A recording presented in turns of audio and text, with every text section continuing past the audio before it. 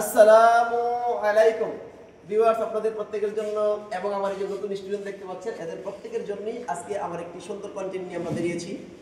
উক্ত কন্টেন্টটা আমরা পূর্বে দিয়েছিলাম, কিন্তু আবার তার পুনরাবৃত্তির জন্য সবাইকে শেখানোর জন্য আমরা নতুন করে সেই কন্টেন্ট আমরা দিচ্ছি। একটু সরাসরি আমরা সামনেতে দেখব। আমরা আজকে দেখাবো মূলত স্টেবিলাইজার বার আছে না, যে গাড়িতে সাসপেনশন সিস্টেমের ভিতরে যে স্টেবিলাইজার বার আছে, সাব অ্যাবজর্ভার আছে, সেগুলোর অবস্থান এবং কাজ আমি সুন্দরভাবে আপনাদের দেখানোর চেষ্টা করব। সরাসরি মূল ভিডিওতে আমরা চলে আসি। দেখি আমরা এখানে প্রথমে আমরা শুরু করব। দেখতে পাচ্ছেন এইটা হলো একটা শক অ্যাবজর্ভার। এটা হচ্ছে শক অ্যাবজর্ভার। এই শক অ্যাবজর্ভার হচ্ছে দুই ধরনের, একটা হচ্ছে ইন্ডিপেন্ডেন্ট আর হচ্ছে ডিপেন্ডেন্ট। এটা হচ্ছে ইন্ডিপেন্ডেন্ট কারণ এটা স্বাধীন। এটা কি ইন্ডিপেন্ডেন্ট? দেখেন এই জায়গাটা এখানে একটা স্প্রিং আছে, এটা হলো একটা কয়েল স্প্রিং। কি স্প্রিং? Coil spring. এই কয়েল স্প্রিংটা কেন ব্যবহার করে? এই ধরনের কোশ্চেন কিন্তু এসএসসি আমাদের প্রশ্ন করতে পারে। খেয়াল করবো আমরা এটা ব্যবহার করে। এই জন্য যদি এটা ব্যবহার না করতো তাইলে, এবং এই স্প্রিং এবং এই দুইটা জিনিস ব্যবহার কেন করে প্রশ্ন করতে পারে এরকম, যে তাইলে শুধু স্প্রিং ব্যবহার করলে হইতো, কিন্তু এটা কেন ব্যবহার করছে? কারণ হচ্ছে যদি শুধু স্প্রিং ব্যবহার করতো, দেখো একটা স্প্রিং যখন আমরা ফ্লোরে ফেলাই তখন কি করে, এরকম আপ ডাউন করে না, ঠিক আছে না?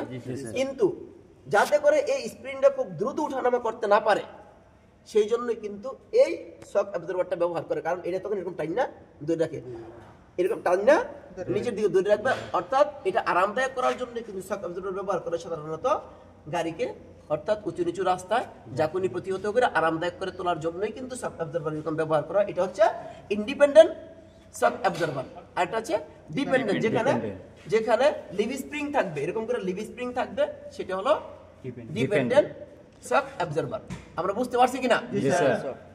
এখন ওই লিভ স্প্রিং যখন কাজ করবে, ঝাঁকুনি এরকম উপরে নিচে উঠানামা করবে, তখনই কিন্তু ওইটা কাজ করবে।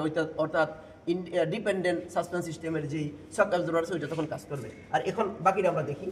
বাকিটা হচ্ছে এখানে ব্রেকিং সিস্টেমের একটা জিনিস দেখা, এটা স্লাট ক্যালিপার, ভিতরে হলো এই যে ব্রেক প্যাড আছে, এরপরে এটা হলো হুইল সিলিন্ডার। এটা এই এয়ার ব্লিডিং নিপল এখানে আছে। আর এটা হলো স্টিয়ারিং অ্যাসেম্বলি, এটা আমরা সবাই চিনি। এর টাইরড এন্ড এটা হলো বল জয়েন্ট। এই বল জয়েন্ট কিন্তু খারাপ হলে আবার পরিবর্তন করতে হয়, ঠিক আছে কিনা?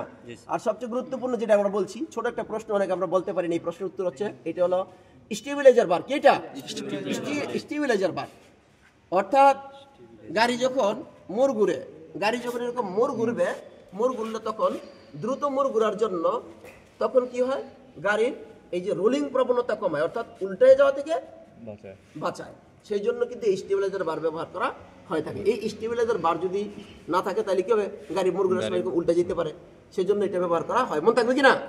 অর্থাৎ যদি আমরা এই রোলিং প্রবণতা মনে নাও থাকে, তাও কিন্তু একটা জিনিস আমরা বলবো, সেটা হলো কোনটা, গাড়ি যখন মোড় ঘুরবে তখন যে গাড়িটা যাতে উল্টায় না যায় সেটা রক্ষা করার জন্যই মূলত স্টেবিলাইজার বার ব্যবহার করা হয়।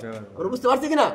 আর এটা হলো, এটা কি, এটা ব্রেক অয়েল পাইপলাইন, ঠিক আছে? ব্রেক অয়েল পাইপলাইন, এটা হুইল সিলিন্ডারের সাথে লাগানো আছে। আর এটা কি, এটা কি ডিস্ক ব্রেকের ডিস্ক, কথা বুঝছো? এটা হলো ডিস্ক ব্রেক, এটা ড্রাম ব্রেক না, ঠিক আছে? পিছনে আছে ড্রাম ব্রেক, আমরা এটা সামনে দেখাচ্ছি, এটা হলো ডিস্ক ব্রেক।